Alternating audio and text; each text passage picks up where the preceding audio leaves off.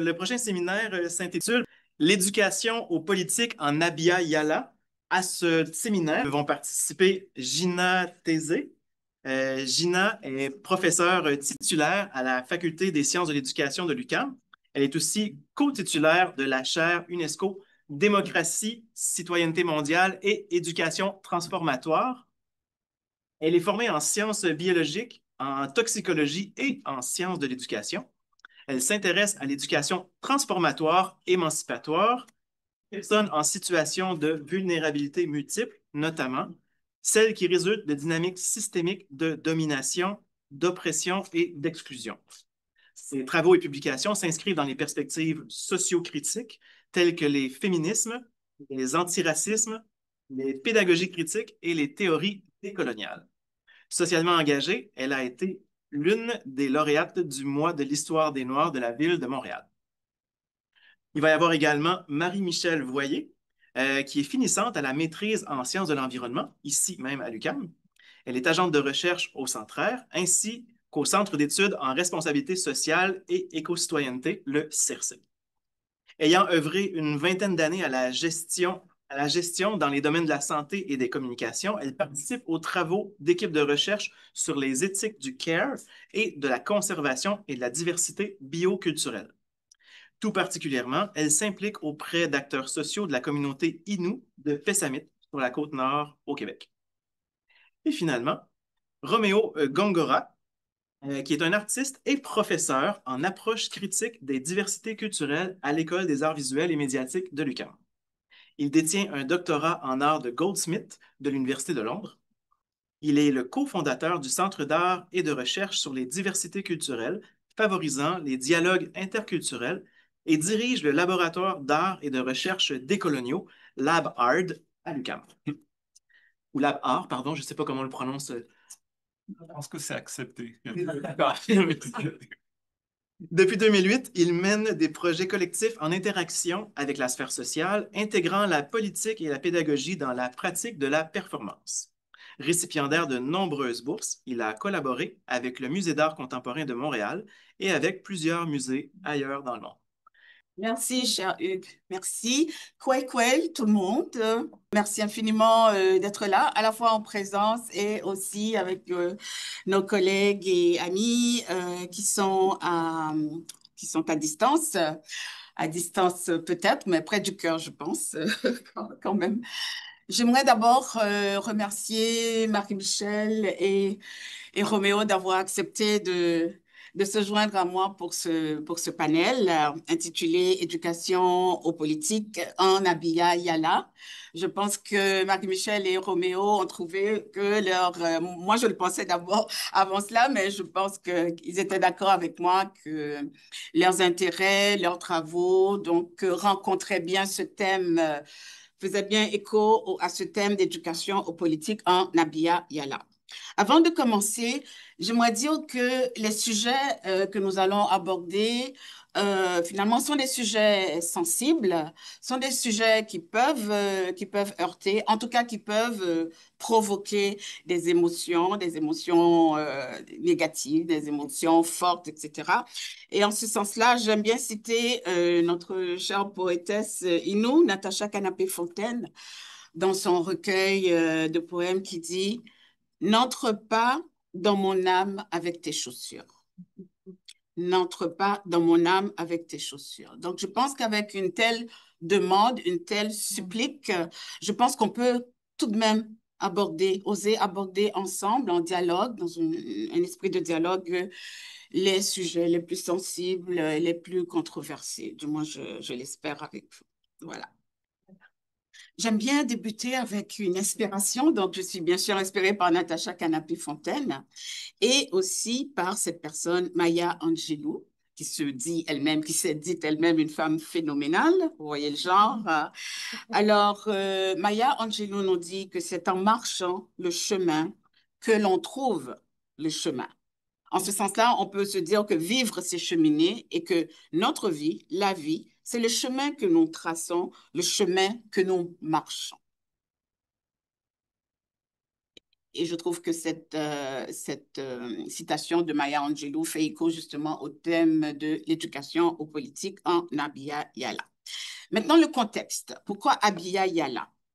Déjà, en disant éducation aux politiques en Abya Yala, c'est poser un contexte de nature politique. Abya Yala veut dire terre de vie, terre de pleine maturité, terre de sang, dans la langue du peuple Kuna, qui se trouve dans l'actuel Panama. Alors, c'est le nom donné, j'imagine que plusieurs parmi vous connaissent déjà ce nom donné à ce territoire, le territoire où nous nous trouvons actuellement, du sud au nord, par des représentants des peuples autochtones réunis en 1992, 500 ans après l'invasion, en 1492, par les royaumes européens. Abya Yala, on peut dire que c'est le lieu de l'acte de naissance de cette modernité européenne occidentale dans laquelle nous nous trouvons encore plus de 530 années plus tard.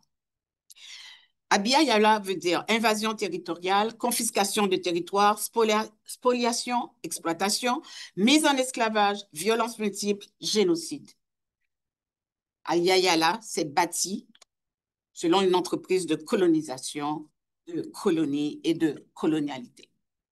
Maintenant, vous avez sûrement entendu parler de Abya Yala, mais peut-être que n'avez-vous pas entendu parler de Afro Abya Yala. Afro Abya Yala est utilisé par le groupe de femmes noires du Brésil, Gueledes, c'est un mot yoruba, et aussi par Arturo Escobar et Walter Mignolo qui nous disent que il faut que les peuples afrodescendants soient reconnus, soient inclus à la fois dans le passé, mais aussi dans le présent et bien sûr dans le futur du territoire d'Abya Yala, et ce, du sud au nord, du pôle sud au pôle nord. Donc, c'est en ce sens-là que j'ai mis ensemble la carte d'Abya Yala, et que j'ai superposé sur la carte d'Abya Yala l'affiche de l'ONU en ce qui concerne la décennie internationale des personnes afro-descendantes. Vous voyez que Abya Yala, on va dire que la représentation ici est à l'envers, mais ça dépend, l'envers et l'endroit. Tout est relatif. Je pense que pour aborder l'éducation politique en Abya Yala, il faut justement se défaire de nos modèles d'apprentissage, de nos connaissances, et peut-être pour proposer d'autres modèles, d'autres normes, d'autres références. Et donc, dans la sphère, dans l'espace intersidéral, ça va, la Terre, je ne crois pas qu'elle ait de sens en bas et en haut, etc. Et donc, il n'y a aucune raison de ne pas représenter Abya Yala ainsi. Afro Abya Yala, donc terre de sang, repose donc sur les dynamiques transactionnelles des royaumes européens, en ce qui concerne notamment le commerce tricontinental transatlantique, avec le transport donc de part et d'autre des trois continents d'esclaves, de personnes mises en esclavage et de denrées. Il s'agit de la déportation la plus massive de l'histoire, des millions de personnes enchaînées, transportées dans les cales des bateaux appelés les grilles. 15 à 20 millions de personnes durant plus de 4 siècles, de la fin du 15e siècle à la fin du 19e siècle. Mise en esclavage des personnes arrachées des côtes de l'Afrique et de leurs descendantes nées en Abya Yala. Alors, l'Afrique, donc, ce sont des puits à esclaves nègres, particulièrement dans le golfe de Guinée. Aujourd'hui, ce puits à esclaves nègres est transformé en puits à pétrole. Afro Abya Yala, terre de sang veut dire déshumanisation, exploitation, violence multiple et meurtre, comme je le disais tout à l'heure, d'une part, mais d'autre part, c'est aussi l'enrichissement des empires aux pays européens directement, tels que l'Angleterre, l'Espagne, la France, la Hollande, le Portugal, mais aussi d'autres pays qui ne se sentent pas associés à l'entreprise esclavagiste, mais en ont profité indirectement, la Norvège, la Suisse et, bien sûr, je ne l'ai pas mis, mais on peut ajouter notre cher pays, le Canada. Afro Abiyayala. J'aime bien aborder, réfléchir à Afro Abiyayala selon le prisme caribéen que nous propose justement Malcolm Ferdinand dans son livre Une écologie décoloniale que notre cher Hugues connaît, connaît très bien et apprécie particulièrement. Alors, pour résumer tout cela, je ne vais pas lire bien sûr, mais euh, euh, Malcolm Ferdinand nous propose donc un modèle appelé donc le plantationnocène et le négrocène. Donc, ces deux concepts voulant d'une certaine manière servir de cadre de référence pour comprendre l'entreprise coloniale, l'entreprise esclavagiste dans les Antilles, mais pas seulement dans les Antilles, les autres parties aussi de la Bia Yala. Alors, lui, il ne parle pas d'Afro Bia Yala, mais moi, je trouve que le cadre de référence, la grille de lecture, la grille d'analyse qu'il nous propose, en fait, nous permet aussi de décrire et d'analyser le concept d'Afro Abia Yala. Alors, quelle éducation politique en Abia Yala et en Afro Abia Yala? Rapidement. Donc, dans le contexte d'Afro Abia Yala, je pense que l'éducation n'est pas seulement une éducation aux politiques, c'est aussi une éducation à la politique et c'est une éducation éminemment politique. Donc, une éducation politique est une politique. L'éducation est une politique en ce sens que c'est la politique de la cale, hein, la cale des négriers, que nous vivons encore 530 années après. L'éducation est éminemment politique, donc c'est une mise hors monde, hors cité, hors scène, hors logos.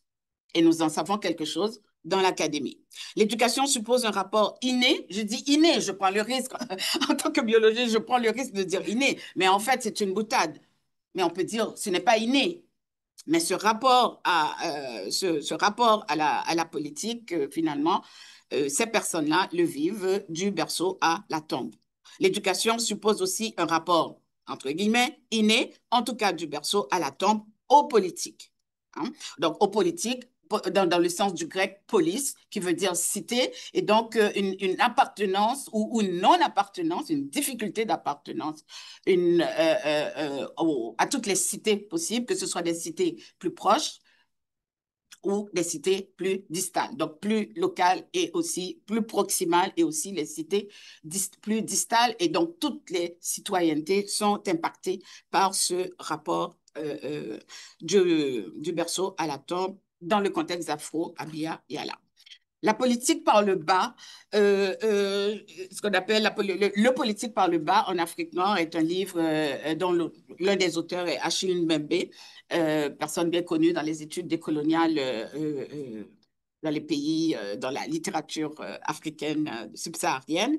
Alors, finalement, Afro-Abiyayala, les Afro-Abiyayaliennes et les Afro-Abiyaliens, on pourrait dire que ce sont des personnes considérées comme en bas du bas, subalternes, damnés de la terre, opprimés, colonisés, descendants d'esclaves, en fait, comme dirait Edouard Saïd, des fabriqués, littéralement, par les dynamiques coloniales et esclavagistes. Alors, comment penser une éducation aux politiques dans ce contexte-là, à partir de ces perspectives, à partir de ces idées construites?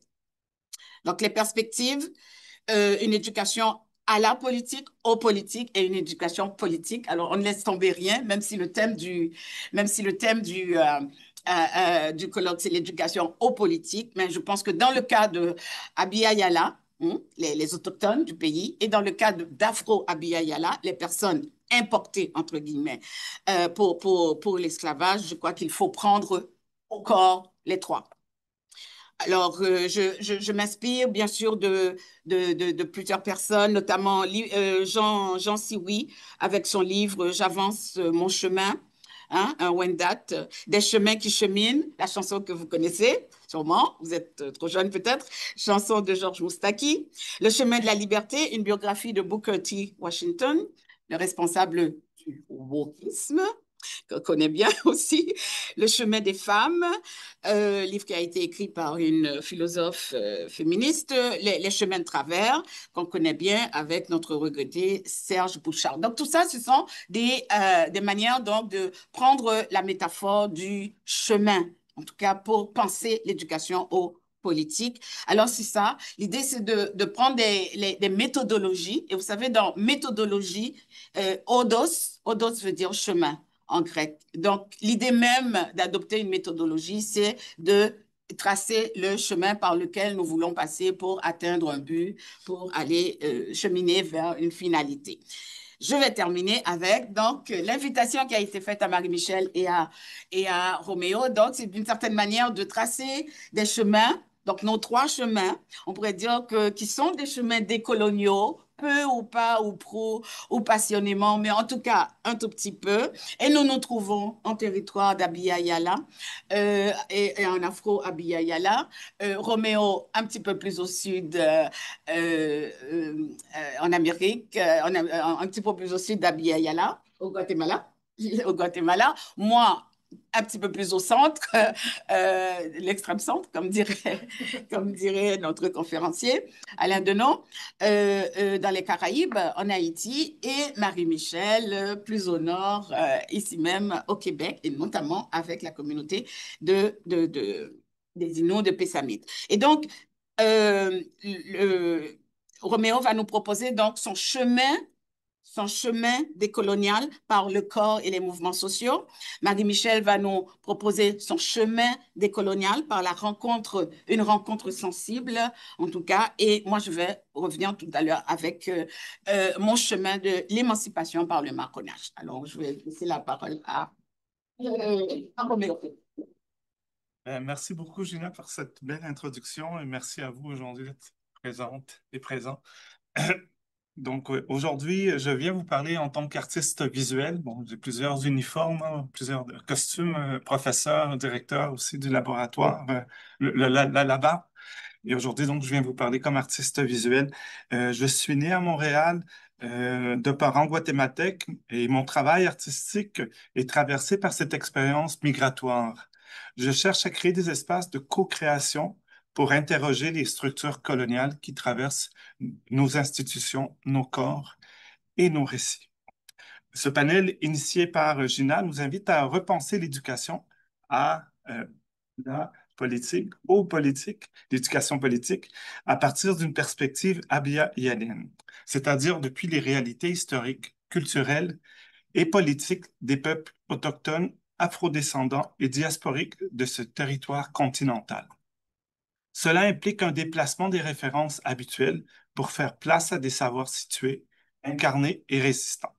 Dans cette optique, je vais vous présenter aujourd'hui un projet intitulé Movimiento Social del Cuerpo que j'ai initié il y a déjà plus de 10 ans. Je vais sous peu faire défiler des images de ce projet et mon intention est de partager comment ce projet a permis de créer des espaces d'éducation politique, décoloniale, à partir de pratiques artistiques ancrées dans les territoires.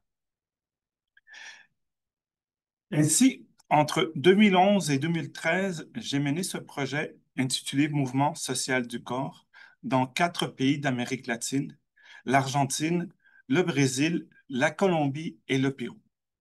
Ce projet s'est déployé sous forme de laboratoire artistique collectif, d'ateliers, de performances, d'excursions et d'expositions, conçus en dialogue avec les contextes sociaux et politiques de chaque lieu.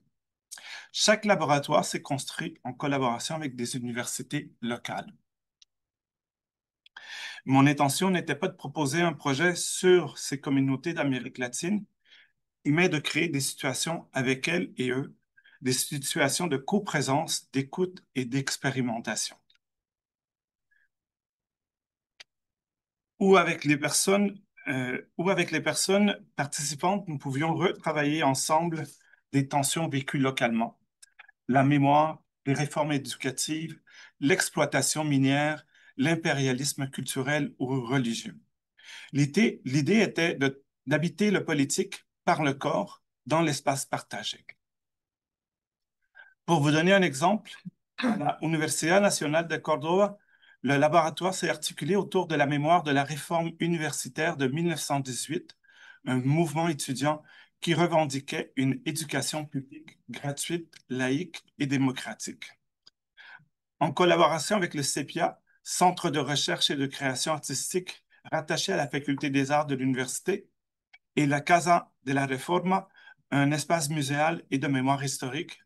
Des interventions ont été conçues pour interroger l'héritage de cette réforme dans le contexte actuel de privatisation et de normalisation de l'enseignement supérieur. Le processus comprenait des ateliers de réflexion historique, des lectures collectives et des performances. Ces actions ont pris la forme de manifs dans les rues du campus universitaire, mobilisant le public présent comme témoin direct des tensions rejouées. Inégalité d'accès, lutte étudiante, autorité professorale, traversant les lieux symboliques de la réforme sur le campus. Movimiento Social del Cuerpo n'a pas voulu proposer une transmission verticale de savoir, mais la mise en place de situations de coappropriation où les personnes participantes deviennent actrices de leur propre lecture du monde. Les ateliers ont reposé sur des pratiques du sensible, corporelles, poétiques, performatives, qui ont permis de travailler collectivement des enjeux sociopolitiques situés. Cette approche s'inscrivait dans la lignée de pédagogie critique de Paulo Freire et Orlando Falsborda, une praxis ancrée dans l'expérience où l'analyse mène à l'action et à la transformation du réel. Les questions traitées dans le projet, telles que l'éducation, l'extractivisme, la religion ou la colonialité, n'ont pas été abordées depuis un cadre théorique extérieur, mais à partir des corps, des lieux, des récits et des conflits vécus localement. La performance devient un espace d'agir politique où les récits personnels se croisent avec les mémoires collectives. En ce sens, Movimiento Social a agi comme un médium de reconstruction symbolique et de mise en commun des savoirs expérientiels. Le projet a reposé sur une remise en question des formes dominantes de production du savoir. Il refuse le rôle classique de l'artiste comme auteur unique ou de l'enseignant comme source du savoir. En travaillant avec des personnes enseignantes, chercheurs, étudiantes et des membres du public, il a ouvert un espace où les savoirs corporels, populaires, spirituels et collectifs ont pleine légitimité. L'œuvre ici est le processus lui-même, une expérience située, co-construite et contextuellement ancrée dans les réalités sociales et politiques d'Abya Yala. Les laboratoires se sont appuyés sur deux traditions distinctes mais complémentaires des pédagogies critiques d'Abya Yala. D'une part, l'approche dialogique de Paulo Freire, formulée dans son livre Pédagogie de l'opprimé, où l'apprentissage est un processus de prise de conscience critique des rapports de domination à travers le dialogue et l'expérience vécue. D'autre part, la perspective de Orlando Falsborda, développée notamment dans Conocimiento y Poder Popular, qui articule une sociologie de la libération fondée sur la recherche-action participative, plaçant les communautés au cœur de la production des savoirs dans une logique d'autonomisation politique. Le projet a également intégré des techniques du théâtre législatif élaborées par Augusto Boal dans Théâtre de l'opprimé, où les participants et participantes jouent des situations d'injustice sociale afin de proposer collectivement des alternatives législatives. Cette méthode permet d'expérimenter des transformations concrètes à partir de la fiction. En parallèle, j'ai mobilisé la méthode de psychodrame développée par Moreno dans Psychodrama. Ici, le psychodrame est utilisé non pas comme un outil thérapeutique, mais comme un cadre scénique pour travailler collectivement des conflits sociaux latents à partir de l'improvisation et de la distribution spontanée des rôles. Sur le plan artistique, le projet a dialogué avec des pratiques qui ont marqué le tournant processuel et participatif de l'art contemporain. Par exemple, Estruturado do Self de Ligia Clark, où le processus de création repose sur l'activation sensorielle du corps par la personne participante à travers des objets relationnels. Et les happenings initiés par Alan Capro dès 1959, qui visent à défaire la séparation scène-salle par une série d'actions performatives dans son atelier. Pour finaliser, ces méthodes que nous avons explorées depuis les réalités d'Abya Yala nourrissent actuellement mes recherches sur les mémoires orales et sur l'art comme outil de transmission diasporique. Les dispositifs de co-création, d'écoute et de narration collective que je mobilise aujourd'hui, que ce soit à Montréal, à Salvador de Bahia ou en Zambie, s'inscrivent dans une même logique d'ancrage territorial, de restitution partagée et de déplacement des centres de production du savoir. Merci.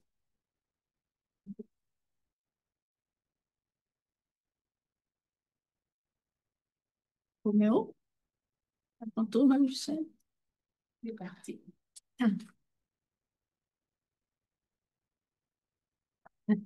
Alors, bonjour, je suis très contente d'être ici avec vous. Et en fait, je suis ici pour vous parler principalement de l'expérience que je vis depuis presque un an et demi en collaborant avec la communauté autochtone de Pessamit et les recherches que j'ai faites dans le cadre de la maîtrise euh, ont un lien aussi avec cette collaboration-là. Euh, je suis très heureuse des discussions parce que ça revient à mon introduction, en fait.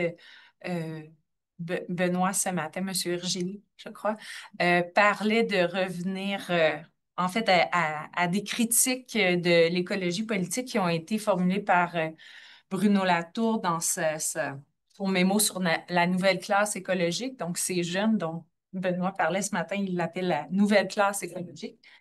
Dans cette critique-là, il dit de revenir à une lutte idéologique où la question fondamentale est l'habitabilité de la Terre. Et ce que je pense de ça, je l'ai découvert un petit peu à travers Éric Piolle, qui est un écologiste et maire de Grenoble, où lui, ce qu'il met en pratique dans cette idée d'habitabilité, je ne vais pas le dire comme il faut aujourd'hui, je pense. En tout cas, on se comprend. Habitabilité de la Terre, c'est l'idée du récit collectif, d'agir de plus en plus collectivement, donc pour lui, démocratiquement. Et ça passe par trois phases. L'idée de prise de conscience, qui a été aussi discutée par Roméo, qui amène un désir de mobilisation, de curiosité, d'apprentissage aussi, et pour passer à l'action dans le plaisir et la joie, ce qu'on oublie souvent, je trouve.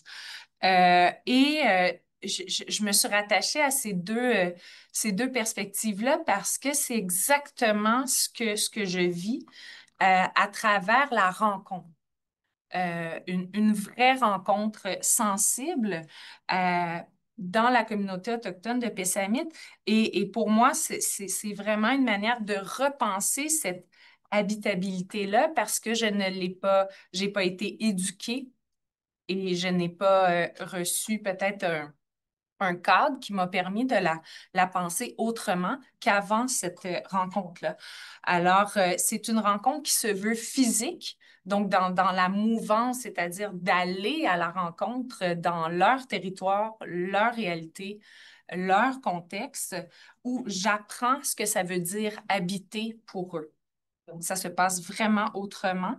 Et c'est vraiment intrinsèquement lié à la terre, au territoire ancestral, à la culture, à la langue qui se passe dans le territoire et non pas justement sur les bancs d'école. Et c'est ce qui procure un bien-être qu'ils n'ont plus, auquel ils n'ont plus accès pour beaucoup. C'est très émotionnel et spirituel aussi, parce que cette présence-là, dans le territoire est empreinte d'émotions et de spiritualité que j'expérimente. Donc, ça se passe beaucoup dans l'expérimentation et une position d'ouverture, beaucoup d'humilité. Euh, Ça m'aide à repenser aussi, pour moi, le concept d'habitabilité et d'y greffer le collectif. Ça veut dire de repenser la cohabitation. En ce moment, on pourrait dire qu'on cohabite, mais on ne se rencontre pas. J'ai réalisé que j'aurais pu passer toute ma vie à ne pas rencontrer vraiment une personne autochtone et de découvrir qui elle est, d'où elle vient, non plus. Alors, par la rencontre, je redécouvre ce que veut dire vivre ensemble et ça passe énormément par l'écoute et par une position d'apprenante. Je m'en vais pas là, mon travail là-bas, c'est d'implanter des projets. Je ne vais pas là-bas avec un plan. Je ne vais pas là-bas avec l'idée que je sais comment y arriver. C'était ça au début et je me suis faite, j'ai appris à déconstruire ça. Alors, je suis ici juste pour vous parler de dans le fond, comment on arrive à vraiment rencontrer quelqu'un. Ben, ouais, si on veut. Fait que dans le cadre de recherche que j'ai faite à la maîtrise, j'ai développé un modèle d'application de l'approche à double regard dans un contexte de mise en place de projets de conservation de la biodiversité et de la diversité culturelle. Aujourd'hui, je ne suis pas là pour vous parler de ce modèle-là, mais seulement le cœur du modèle, qui sont les espaces éthiques, dans le fond, qui transcendent toutes les sphères du modèle et sont au cœur de la rencontre, finalement. Juste un petit mot, dans le fond, pour l'approche à double regard, parce que je pense que c'est ce qui guide une rencontre sensible. L'approche à double regard, c'est considéré comme une éthique de la coexistence et la coproduction de savoir. Donc, en langue Micmac, désolée, et toi, Mouk, c'est comme ça que j'ai entendu, je ne dois pas le prononcer très, très, très bien. Ça veut dire le don de multiples perspectives. Ça a été développé par un couple d'enseignants qui voulaient ramener justement la culture et l'idée de coexistence à l'école. Donc, Albert et Murdena Marshall, qui ont travaillé avec une chercheuse, Cheryl Bartlett. Donc, cette approche-là, elle est ancrée dans la particularité où deux systèmes de connaissances peuvent interagir, se parler l'un l'autre sans hiérarchie, dans une perspective d'apprendre aussi l'un de l'autre dans la complémentarité, le respect pour guider des actions, des décisions au bénéfice de tous. Et c'est une approche qui est pertinente parce qu'elle existe sous plusieurs formes dans beaucoup, beaucoup de communautés autochtones du monde et elle est fortement recommandée dans plusieurs domaines, dont l'éducation, la santé, la conservation.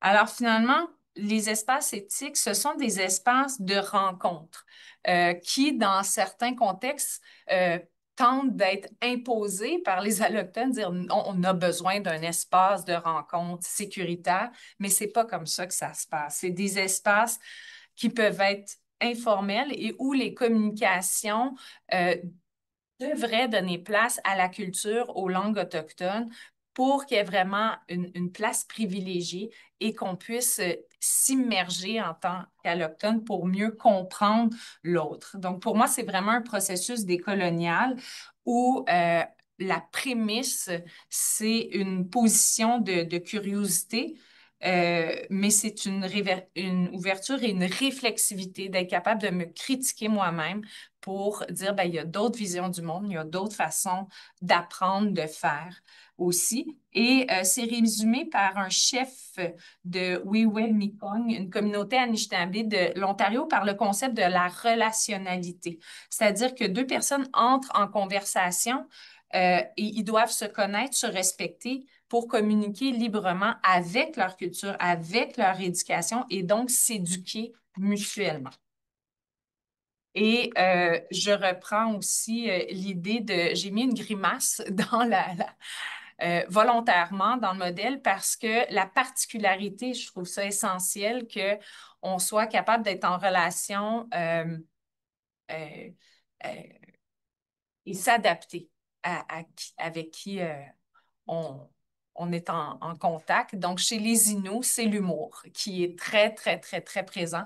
Alors, si j'arrivais là avec peut-être une rationalité ou une manière structurée de faire les choses, sans rire, sans vouloir avoir du plaisir, sans vouloir vraiment m'immerger, ben, il n'y aurait pas rencontre. Donc, voilà. Alors, finalement, je reviens au fait que l'habitabilité, Bruno Latour dit que ça passe par l'idée de solliciter les affects. On a parlé de l'émotion, d'une dictature des émotions. et d'apprendre à défendre. Donc, solliciter les émotions se passe, je crois, dans ces espaces éthiques-là qui ne sont pas des safe space. C'est vraiment l'idée que deux cultures se rencontrent, que des langues se rencontrent, que des personnes sans un titre se rencontrent, qui peut se passer à l'école, j'en suis certaine aussi, ces rencontres-là. Ça passe, par exemple, par aller taper, aller à la chasse, de vivre ce qu'on appelle le meteshan avec eux, l'attente de sudation, où il y a énormément d'émotions, énormément de vécu qui ressort. C'est d'écouter les pleurs d'une personne où on retourne en territoire et que ce territoire-là est coupé. Et ça donne lieu à ces prises de conscience-là que je n'ai pas ici. Que je vis de loin et qui ne sont pas sentis, ressentis. Et ça amène vraiment une curiosité de savoir, OK, ben quelles sont ces réalités-là autochtones du Québec que je n'ai pas reçues en éducation? C'est quoi les réalités? C'est quoi ce projet de loi 97 qui veut moderniser le régime forestier? C'est quoi vraiment, c'est quoi la position autochtone sur ce régime-là? Donc, beaucoup, beaucoup de curiosité qui passe à l'idée d'agir avec eux dans le plaisir, d'aller en territoire, de vouloir comprendre, de vouloir travailler à leur manière, selon leurs préoccupations. Donc, c'est vraiment un passage à l'action, mais pour eux, vraiment en les écoutant. Ça l'a donné lieu à, je vous laisse sur un petit passage de cette vidéo, à l'idée que oui, je travaille à l'implantation d'un projet, mais en les écoutant, je ne pouvais pas partir de ce que je croyais être le début. Donc, je suis partie en organisant avec eux un camp culturel et scientifique où aînés, jeunes et scientifiques ont pu se rencontrer en territoire, où la culture, la langue était très présente. Et c'est par cette idée-là qu'on va travailler un projet de surveillance du territoire ensemble. Ça ne s'est pas du tout passé comme je le pensais, mais c'est aussi ça, la rencontre et, je crois, une initiation à l'écologie politique. Moi, en ce qui concerne mon chemin, notre troisième ensemble, il s'agit donc du marronnage.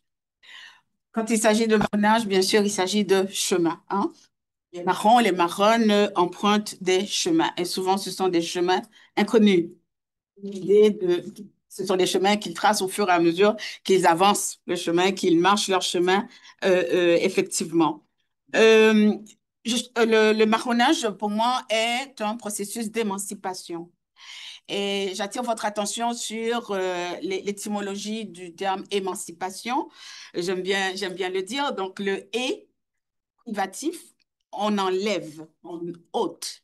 Et man, c'est la main. La main? Certainement. Plaisir. Alors, le maître blanc, d'accord, il a sa main sur l'épaule de l'esclave qu'il veut acheter, c'est ça. Et donc, l'émancipation, c'est et enlever la main, man, d'accord, séparer, qui accapare.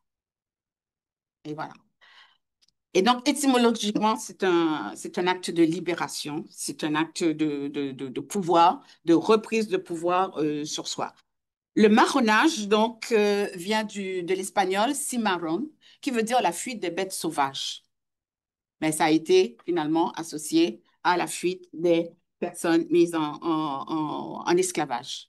Et donc, mes ancêtres, en Haïti, mes ancêtres ont été amenés d'Afrique, comme les autres, pour être mis en esclavage. Et j'imagine, j'aime à penser, je n'ai aucune trace de ces personnes-là, bien sûr, mais l'esclavage a tout effacé. Mais j'aime bien penser que parmi mes ancêtres, les hommes et les femmes surtout, mes arrières, mes aïeuls, j'aime bien penser qu'il y avait sûrement des marronnes dedans.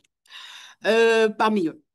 Le marronnage, vous connaissez l'expression être ou ne pas être. Le marronnage, paradoxalement, c'est plutôt être et ne pas être. Donc, c'est une présence qui est concomitante avec une non-présence. Une non-présence, pas qui est effacée, mais une non-présence qui est voulue, qui est choisie, qui est assumée par la personne en marronnage.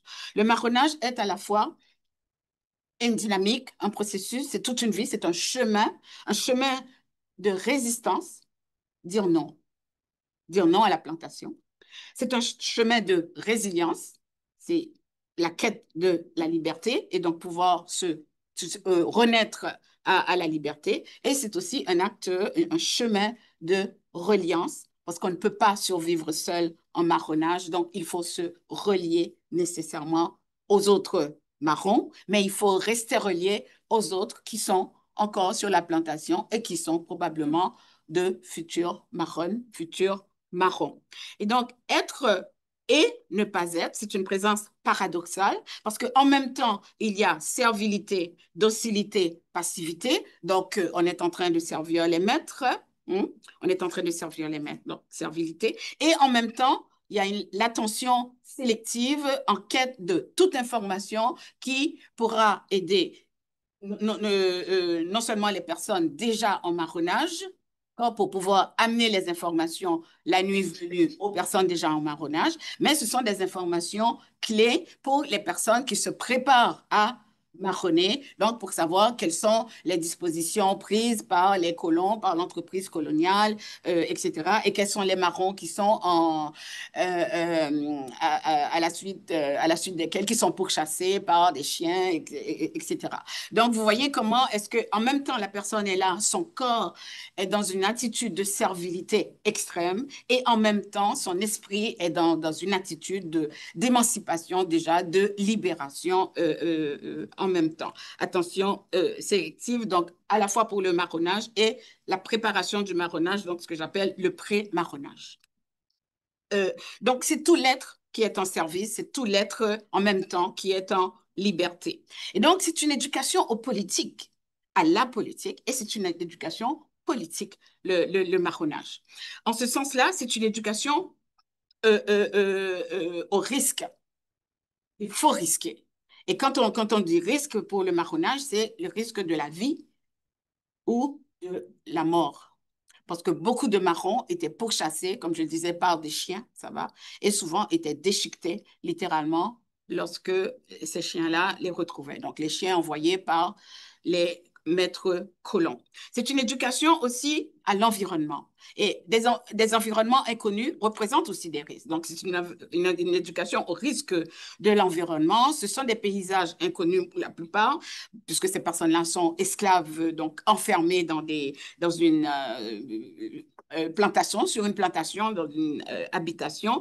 Donc, les montagnes, des marécages, la mer, etc. Donc, c'est tout l'environnement en Abya Yala, donc qui est finalement qui est sollicité, mais qui est à la fois un risque pour la personne qui marronne, mais qui est à la fois toute une ouverture sur la liberté. Donc là encore, l'environnement est très paradoxal. C'est l'environnement liberté et ça peut être aussi l'environnement mort pour, en ce sens de l'impossibilité de s'adapter, d'apprendre à connaître rapidement les enjeux des différents environnements. Bon, Haïti, c'est la montagne. En Jamaïque, bon, il y a il y a les marécages, par exemple, en Guyane, il y a les marais, les marécages. Bon, autour, bon, ce sont des îles, et donc il y a la mer, etc. Donc, c'est un apprentissage, une éducation à l'environnement. C'est une éducation à l'alimentation, parce que lorsqu'on marronne, eh il y a l'enjeu de s'alimenter, de continuer à s'alimenter pour rester en vie. Et donc, il faut vite apprendre à connaître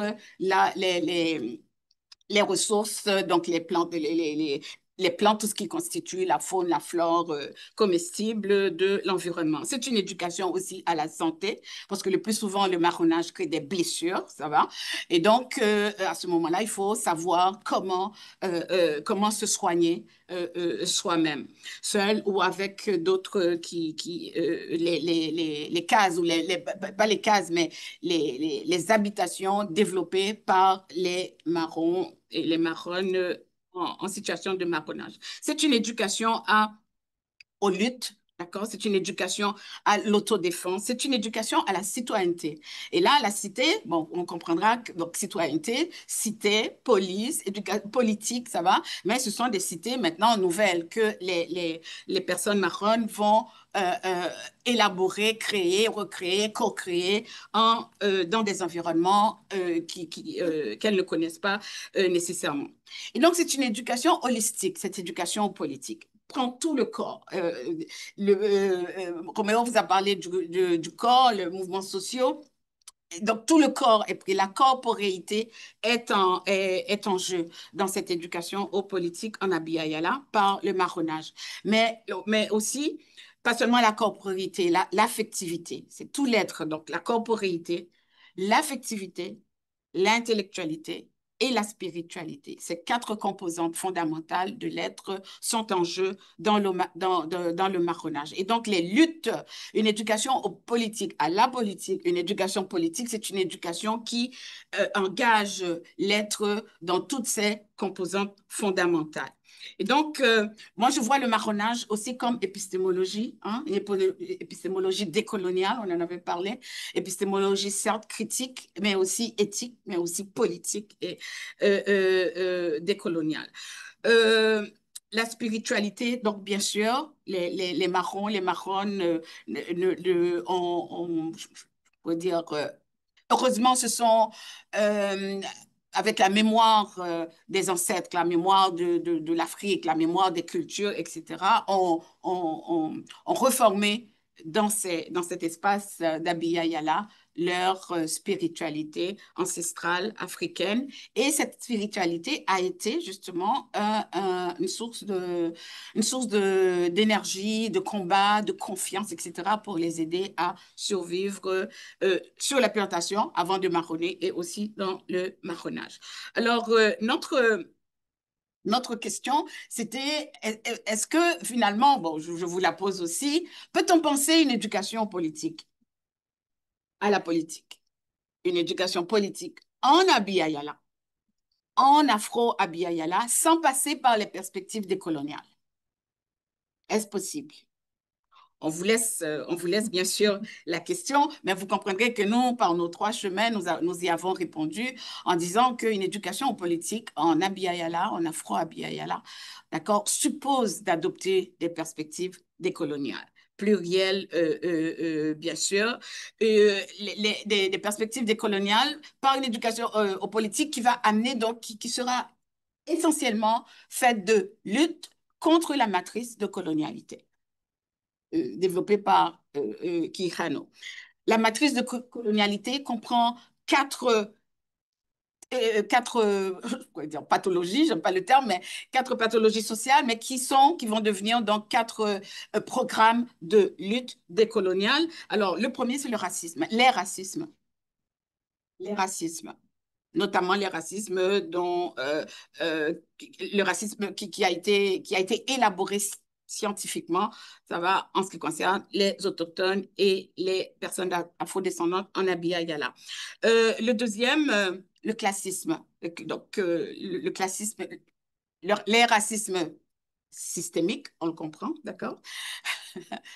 Je fais référence à notre Premier ministre. Les classismes capitalistes, les classismes ont été pensés aussi, d'accord, à partir de l'entreprise coloniale. Et bien sûr, ça s'est développé, ça s'est renforcé avec le capitalisme au 18e, 19e siècle. Mais c'était déjà en émergence. On va penser aussi au machisme. Les machismes, je pourrais dire. Je préfère le pluriel pour exprimer les diverses formes de sexisme, de classisme et de machisme, puisque finalement, les femmes, hein, la femme, les femmes sont considérées un peu comme la terre, un peu comme ce que Malcolm Ferdinand nous dit, les femmes, les peuples de couleur, les peuples esclavagisés, etc., sont considérés comme le nègre du monde. Et Malcolm Ferdinand cite Alice Walker qui dit, finalement, c'est la terre elle-même qui est considérée comme le nègre du monde. Et donc, qui dit nègre, dit les personnes en bas de là en bas. On aura compris. Ça va? Et donc, voilà, on vous laisse avec cette idée d'une éducation à la politique, aux politiques, d'une éducation politique par des perspectives décoloniales, tout en traçant son chemin individuellement, mais on espère que nos chemins convergent et se rencontrent, comme l'a fait Marie-Michel. Et donc, l'idée de la décolonialité, c'est vraiment de fédérer nos luttes, de ne pas nous isoler dans les luttes sectaires, mais de les fédérer pour mieux lutter ensemble, et ce, dans la joie et dans le plaisir, vous l'aurez compris. Voilà. Merci pour vos présentations. Oui, ben on a bon, une trentaine de minutes pour discuter. Est-ce qu'il y a déjà des gens qui voudraient intervenir? Oui, Emmanuel qui lève la main. Merci beaucoup pour vos présentations. Vraiment inspirant. Alors, ben, au fait, il y avait une question qui me venait en tête parce que j'ai vraiment le grand privilège de travailler, de collaborer avec des personnes autochtones depuis les 2 dernières années, puis qui remettent plein de choses en question, puis qui, en tout cas, de grande humilité devant ces partages. Puis, un des aspects qui ressort, au fait, c'est tout le mot décolonisation. Il y a comme des discours, des discussions qu'on a, puis, ben, au fait, tout le monde est d'accord, mais j'aimerais vous entendre sur c'est quoi votre perspective, ou ben, certains de mes collègues autochtones qui disent ben, on ne veut pas utiliser ce nom-là parce que décoloniser voudrait dire comme un peu retourner au départ, puis enlever la colonisation. Alors, qu'est-ce que ça veut dire vraiment comme processus, puis ce que ça l'implique, puis au fait, c'est un mot un peu blanc, dans le fond, de la façon qu'ils voyaient, qu'ils me l'expliquaient. Donc, ce serait intéressant de voir, ben, c'est quoi les alternatives au mot décolonisation. Tu parles d'autochtonisation, mais tu parlais de rencontre, aller à la rencontre qui est aussi peut-être il y a des mots alternatifs là, dans le langage qu'on pourrait créer des récits différents qui font plus sens, là, justement. Puis, il n'y avait pas de réponse de mots alternatifs, mais c'est des discussions intéressantes, au fait, qui permettent de penser plus loin. Merci, Emmanuel. Il y avait une autre intervention de Blandine? Oui, merci beaucoup pour votre intervention, pour vos façons de nous amener dans votre cheminement personnel et communautaire, parce que finalement, vous représentez un peu les communautés dont vous êtes originaire. J'aimerais dire en fait, on ne se rend compte c'est pas des positionnements sociaux que quand on est en face de l'autre, en fait. Et moi, je pense que chacun d'entre nous a sa décolonialité, a sa montagne, chacun. Tout le monde a sa montagne. Il n'y a pas un peu plus grand. Vraiment, même, de mon point de vue, même la personne qui est supposée être riche, bien, tout ce que vous voulez, a aussi sa décolonialité. J'ai vu qu'il y a une riche héritière qui a décidé de rendre son héritage en disant qu'elle ne mérite pas, et c'est pas pourquoi est-ce qu'elle a eu ça. Et elle a décidé de le faire. Moi, quand je vois le chemin qu'elle a fait pour y arriver, c'est aussi sa montagne. Et d'autres personnes qui n'ont pas franchi, mais qui y pensent. Je veux dire que cette difficulté-là, c'est vrai qu'on le vit parfois collectivement dans une communauté, par sa communauté d'assignation, mais je pense que chaque personne, de la position où elle se trouve, a quelque chose à faire passer. Vraiment très important, très intrinsèque. Et ce que je souhaiterais, ce qui, à mon avis, sera plus enrichissant, c'est vraiment de multiplier les rencontres, de multiplier les rencontres de ces choses intrinsèques à dépasser. Et je trouve vraiment dommage, par exemple, que la communauté noire, moi je l'ai découvert en allant au Bénin, ils ont fait le chemin des esclaves. Et là-bas, sur ce chemin des esclaves, il y a eu des résistances. Pour ça, on ne le dit pas à l'école. On dit juste qu'on a porté les gens, on a amené là-bas. Mais il y a même une ville qui s'appelle, un quartier qui s'appelle Ganvier. Ganvier, c'est au Bénin. Et c'est une ville, c'est devenu un quartier qui s'est construit sur l'eau. En fait, dans les marécages, les gens qui ont pu s'en sortir se sont réfugiés en construisant tout un quartier sur l'eau. Et quand sur le marché, Quand on n'arrivait pas à vendre quelqu'un pendant un certain temps parce qu'il était malade et tout, on le mettait dans un trou. On mettait les déchets de marché, c'était les personnes qu'on mettait dans un trou. Et ces gens qui vivaient dans ce quartier, qui est devenu un quartier maintenant, faisaient des raids pour venir chercher les gens dans les trous.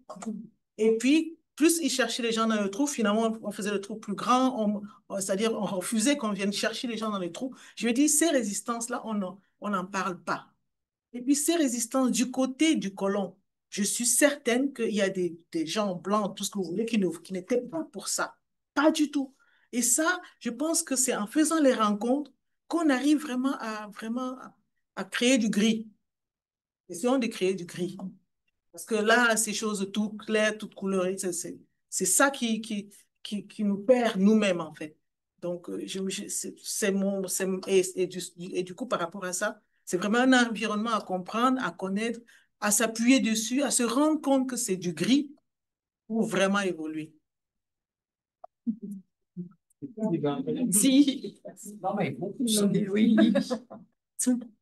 Je suis bien d'accord avec toi parce que on est sur la terre du Québec métissé. Moi, je descends d'un Indien Panis. Les Indiens Panis, c'était des Indiens esclaves. Mon ancêtre a été vendu au marché Bon Secours. C'est documenté. Je descends aussi d'un mercenaire suisse qui est venu aider les Anglais à battre les Français, quand de l'autre côté, c'est de l'immigration française. Euh, Quelqu'un qui est un pur Québécois pur laine, je ne sais pas ce que c'est. Je ne sais pas. Québécois pur laine, c'est de la laine de toutes les couleurs et de tous les pays. C'est un tricot avec des trous parfois. Puis oui, il faut connaître. Il faut connaître. Je pense que c'est important de connaître d'où on vient. Mais c'est important aussi de ne pas exclure. C'est-à-dire tout le colonialisme, pour moi, c'est d'exclure quelqu'un d'autre. C'est d'exclure l'autre. Et moi, je pense que la seule façon d'éduquer à vivre ensemble, c'est de vivre ensemble le territoire, c'est de vivre ensemble, d'accepter l'autre, de connaître, sans chercher à le changer. Je vois tout le courant de Trump aux États-Unis qui essaye de retourner chez eux, des gens qui sont chez eux aux États-Unis. C'est quoi les États-Unis? Ce n'est que de l'immigration. Si tu retournes tous les immigrants des États-Unis, il n'y aura plus personne aux États-Unis. Ça n'existera plus, les États-Unis d'Amérique. Alors, pour moi, c'est l'exclusion. C'est ce qu'il faut montrer aux enfants, c'est d'accepter l'autre dans toute son intégralité, avec toutes ses couleurs. Et puis, c'est difficile parce que ça confronte à autre chose que ce qu'on est capable de penser. C'est confrontant, mais c'est très enrichissant. Quand on arrive à une vraie rencontre comme ce que tu as fait, l'enrichissement qu'on a de cette rencontre-là est extrêmement formateur. Ça fait que je me dis, pour nos petits-enfants dans les écoles qui vivent en ce moment, je pense à Montréal avec tous les gens qui arrivent de tous les pays du monde pour occuper le territoire du Québec, pour c'est de les accueillir avec ce qu'ils sont et ce qu'ils sont capables d'apporter. Puis ça, c'est pas fait, hein? C'est pas, mais je pense que ça fait partie de l'éducation aux politiques et à l'environnement. Sans renier l'héritage, sans renier le chemin, il faut arriver à voir la suite du chemin, comment on va faire le reste du chemin ensemble. Puis ça, c'est important. Pour moi, c'est ça. Merci, Martine. Il y avait une autre intervention en ligne, Véronique Lapointe qui avait levé la main. Est-ce que c'est toujours pertinent? Oui, ben je l'avais rebaissé, mais oui, je la relève parce que c'est tellement inspirant. Merci pour vos trois présentations, tellement riches, effectivement pleines d'émotions. Puis merci aussi, c'est ça, Blandine et Martine, je crois, qui vient de parler. Oui, c'est ça.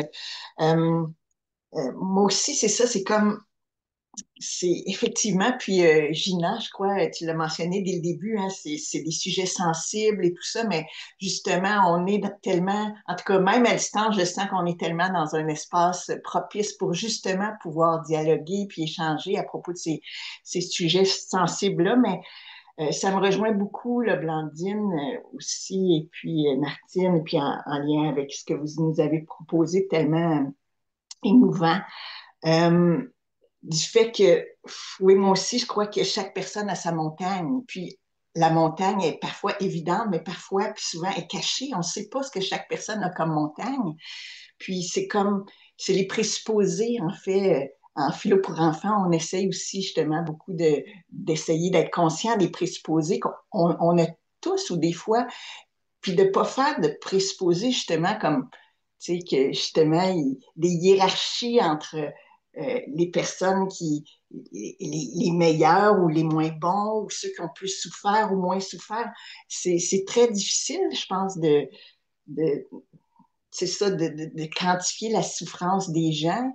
Et puis, moi aussi, je crois beaucoup, là, c'est ça, au vivre ensemble, dans les expériences que vous avez proposées, là aussi, justement, la rencontre, aller au-delà des mots par le corps aussi. Moi, ça, c'est quelque chose qui, intuitivement, qui est très fort en moi, puis ce que j'essaie d'expérimenter, parce que les mots ont une force, une poésie, c'est merveilleux, mais au-delà des mots aussi, comment est-ce qu'on peut se rencontrer? Donc, ben, merci beaucoup, puis c'est ça, je continue à essayer de cheminer avec d'autres et avec notre beau monde là-dedans. Merci, Véronique. Est-ce que vous êtes bon pour une dernière intervention avant de vous redonner la parole? Ça va? Oui?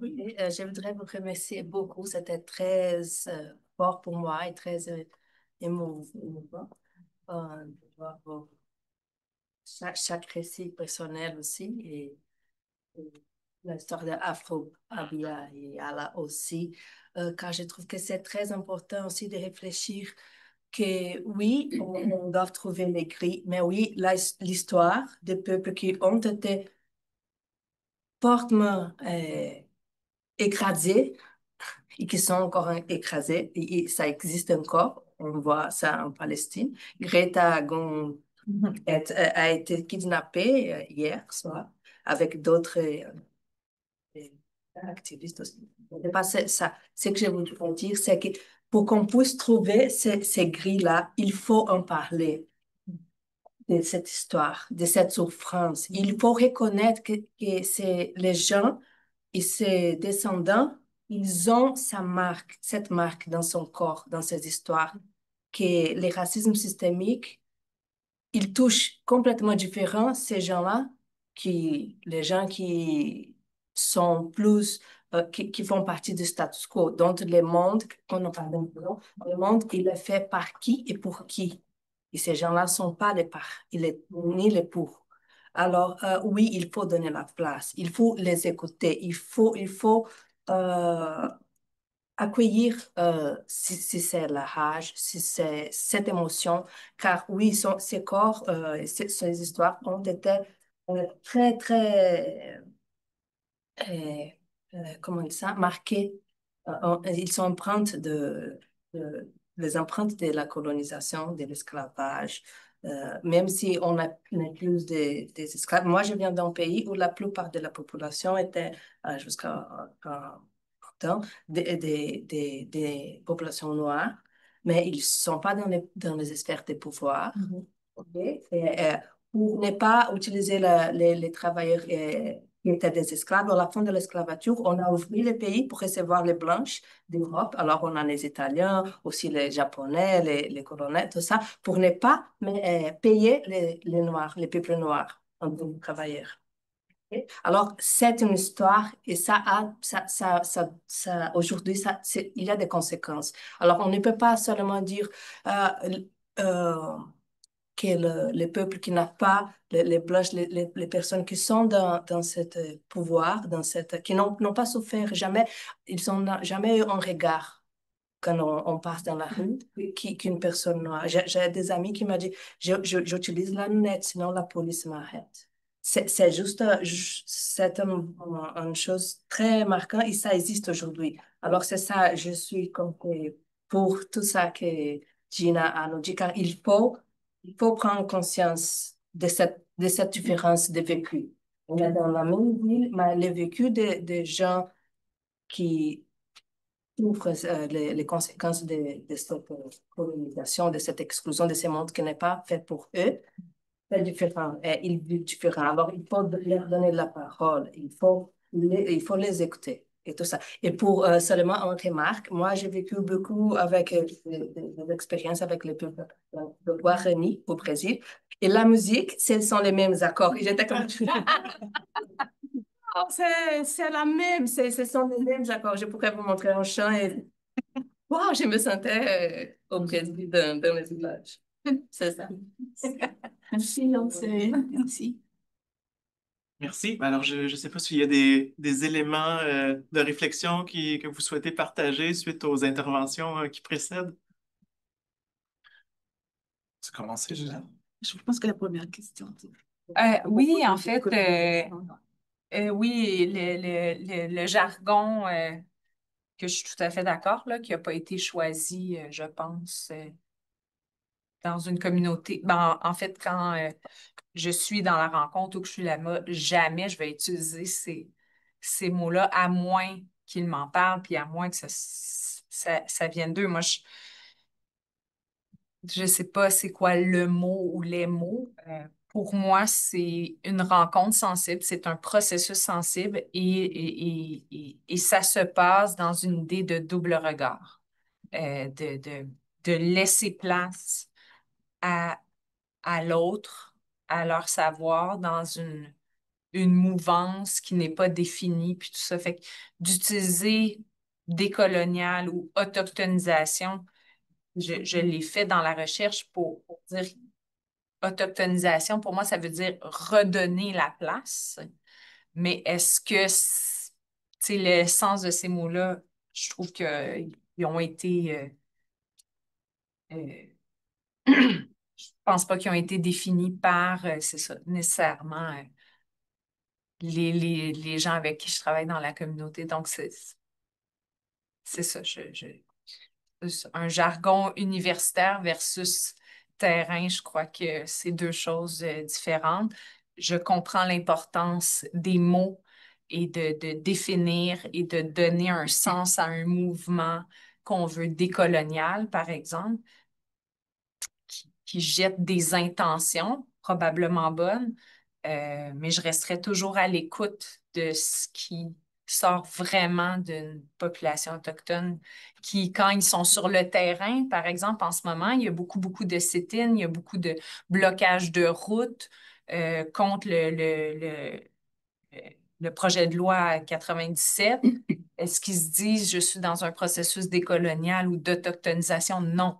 Euh, Ils sont là pour protéger un territoire, pour protéger une culture et qui devrait être la même préoccupation que nous avons aussi de protéger pas juste une ressource, mais un, un- des habitats et une santé humaine et environnementale.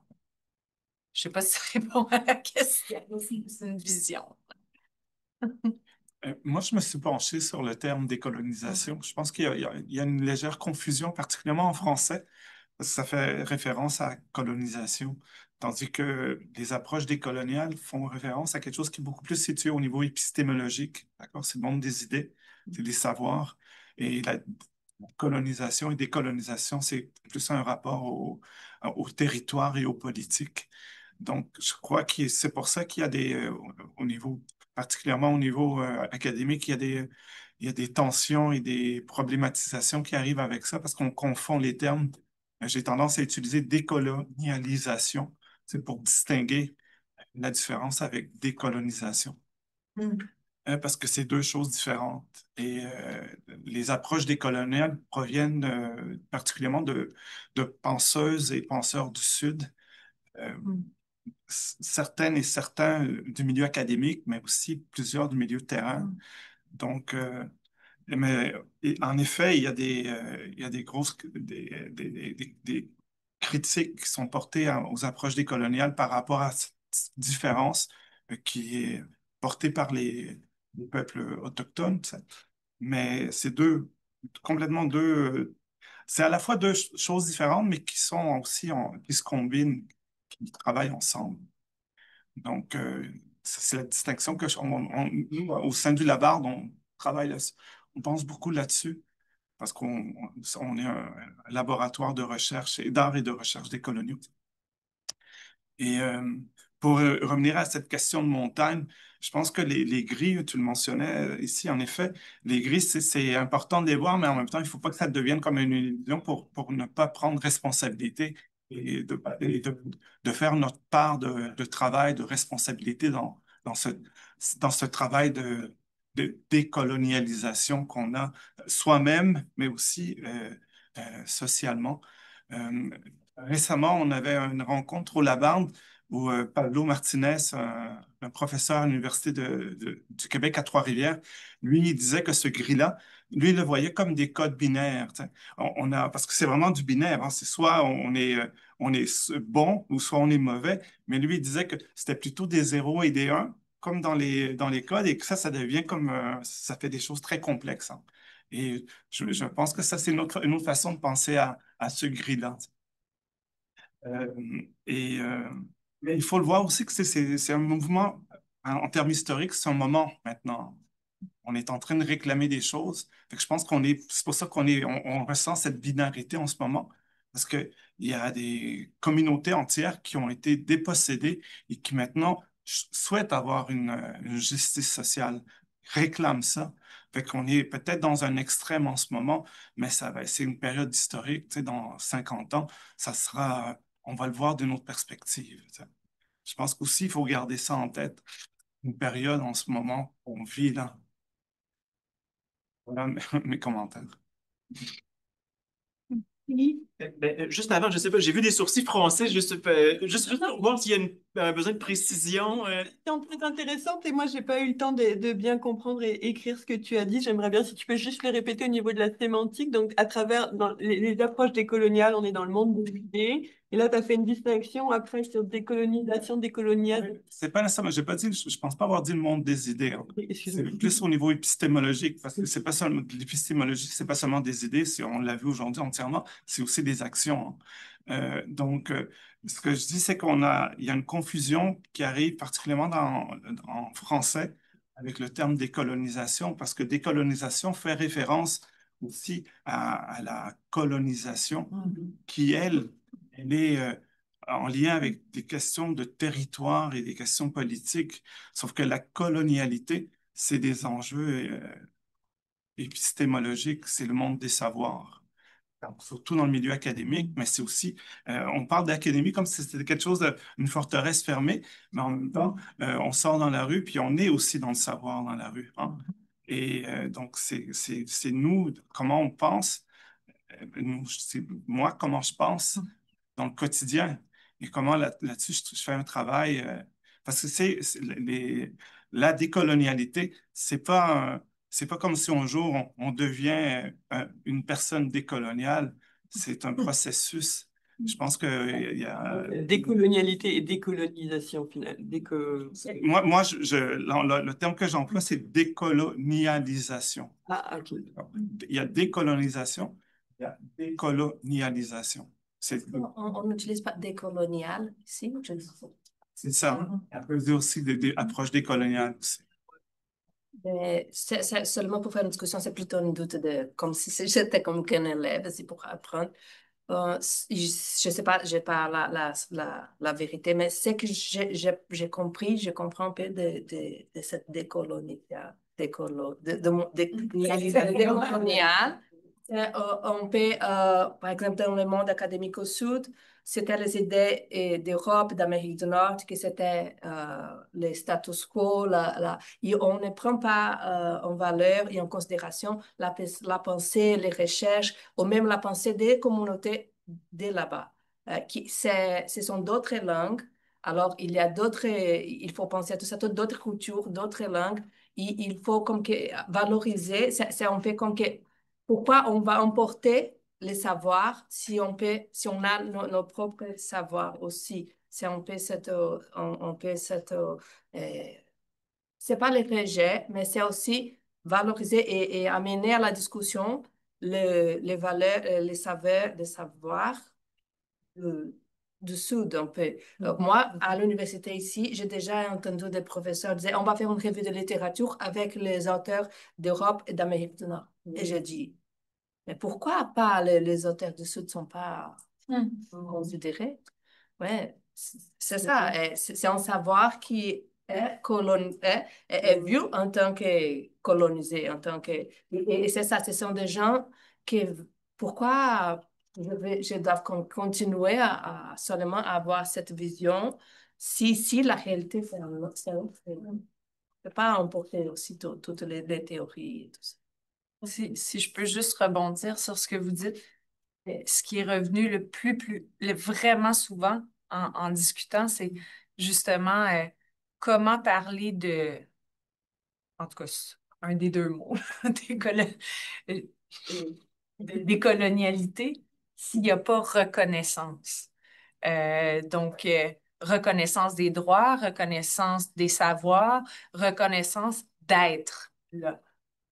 Souvent, on me dit dans la communauté, il y a beaucoup de gens qui viennent ici et ils ne savent pas qu'on existe encore parce qu'on en parle même à l'école. Moi, j'avais aussi cette perspective-là qui dit, on parle souvent au passé, mais qui sont présents. Fait que je rebondis en disant, ben, cette reconnaissance et ces prises de conscience-là font partie du processus, mais c'est l'essence même, en fait.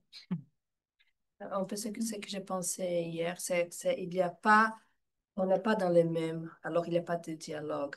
Alors, c'est un concept d'un auteur qui aujourd'hui, il est très, il a fait des harcèlements sexuels, mais il a dit les lignes abyssales, c'est Boaventura de Sousa Santos, mais c'est un peu ça, on est au-dessus de la ligne de comparaison. Alors, on est... On ne voit pas, c'est ça, on ne voit pas. Merci. Gina, t'avais des J'en ai de réactions? Ben oui. il y a Blandine, tu as un commentaire ou une question, et puis tu pourrais me rester du temps ou pas du tout? Je ne sais pas combien de temps. Oui, il nous reste à peu près 5-6 minutes avant la pause. Ok, j'ai assez 2 minutes. En fait, c'est tellement, comme tu le dis, c'est quelque chose de tellement propre à nous. La première des choses, c'est de se demander comment est-ce qu'on nourrit cette colonialité-là. Comment est-ce que nous, à notre position, on nourrit la colonialité pour laquelle on ne souhaite pas, mais on nous nourrit quand même. Donc, vraiment, vu de ce sens-là, moi, pour avoir la chance d'être au bas du bas, pour voir toutes les autres échelles qui sont en haut, je dis, c'est une chance, hein. On prend ça comme on veut, c'est une chance, moi, parce que c'est dans l'obscurité qu'on voit la lumière. Dans la lumière, on ne voit pas l'obscurité, c'est compliqué. C'est une chance. Moi, d'être au bas du bas du bas, j'ai la possibilité de voir les strades au-dessus et de voir comment les niveaux intermédiaires colonisent ou colonialisent les autres strades. Donc, c'est vraiment un questionnement que chacun doit se poser de sa position dans laquelle elle se trouve. Comment est-ce qu'elle participe à cette colonialité qui est nuisible pour quelqu'un d'autre qu'elle-même? Donc, de mon sens, c'est très l'écologie, la préservation de l'environnement global qui comporte l'homme doit passer par ce questionnement individuel et personnel.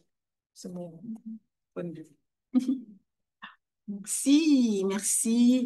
Je crois qu'il reste quelques minutes, donc je vais conclure. D'abord, j'aimerais vous remercier toutes parce que je sens que finalement, nous formons un grand panel. Nous formons un grand panel avec ce que vous avez apporté. Quel est votre nom? Emmanuel. Merci infiniment, Emmanuel, Blandine, Martine, Véronique, en ligne, Yangtze, donc de venir agrandir notre panel.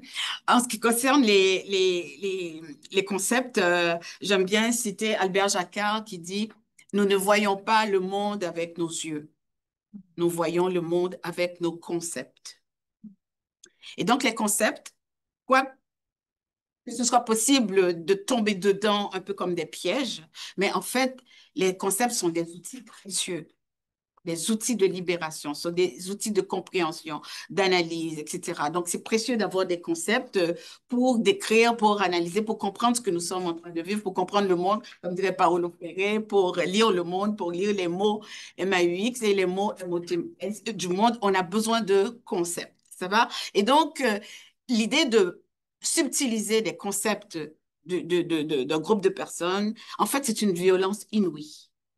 Parce que c'est de dire à cet autre, tu es dominé, tu es ostracisé, tu es exclu, etc. Mais je t'enlève tes outils d'inclusion de ta propre personne, de ta libération, de ton émancipation. Alors, je prends par exemple le mot woke, qui est devenu, qui a été diabolisé littéralement. Eh bien, ce terme qui, hein, awakening, hein, ce qui veut dire demander aux personnes esclavagisées aux États-Unis, c'était Booker T. Washington, d'accord, qui était esclave lui-même, qui disait, ben, il faut que ces personnes mises en esclavage demeurent alertes, soient awake.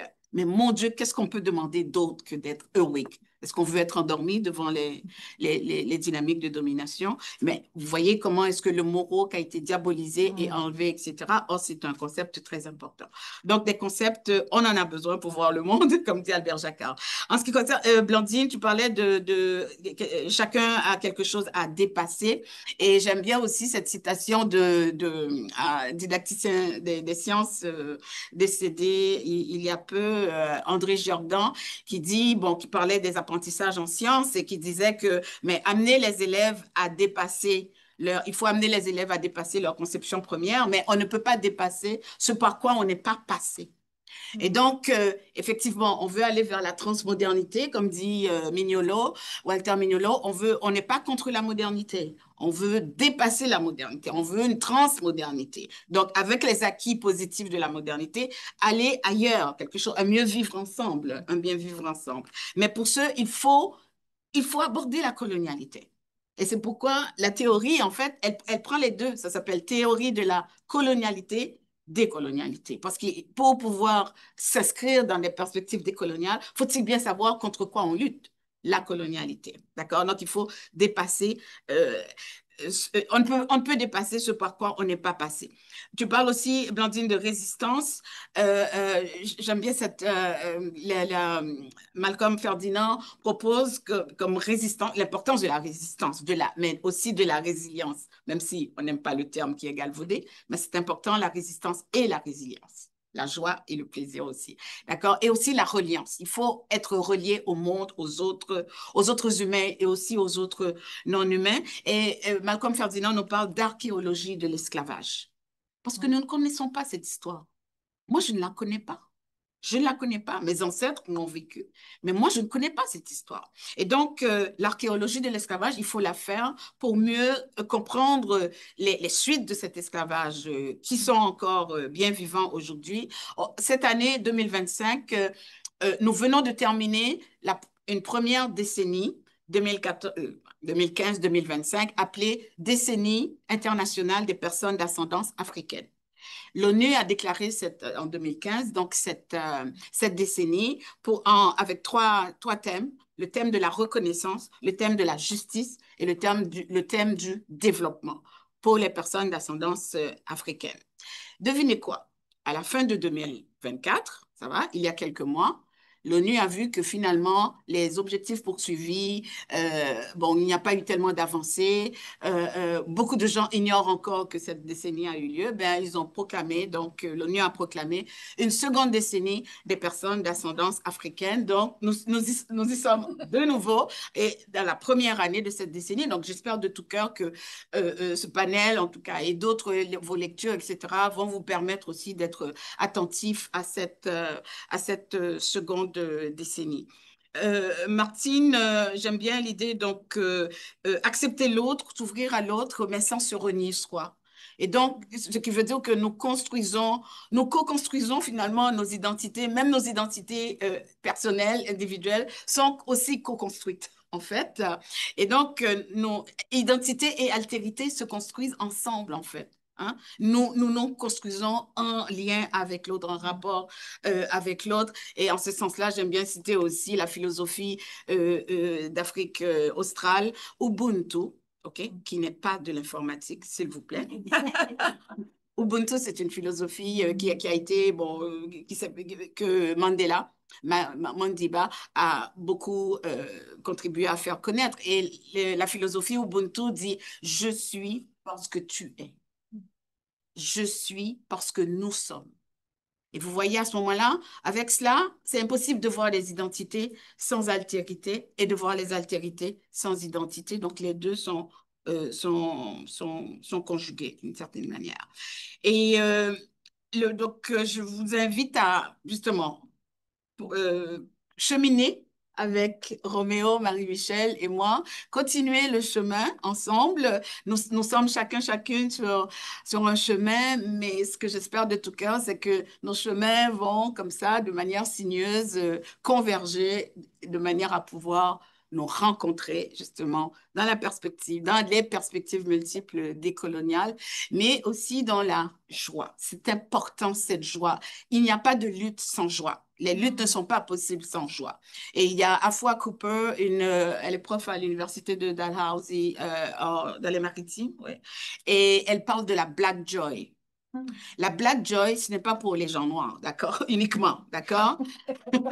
La Black Joy veut dire, c'est comme un impératif de ressentir la joie, de vivre la joie, et par le corps, et par l'affectivité, et par l'intellectualité, et par la spiritualité, de vivre ensemble cette joie, mais une joie qui est ancrée dans nos luttes. Une joie qui est ancrée, c'est ça la Black Joy. Ça va? Donc la Black Joy, elle est inclusive, elle est pour nous tous et toutes. Alors, Tinashe Comedine, merci et portez-vous bien. Merci.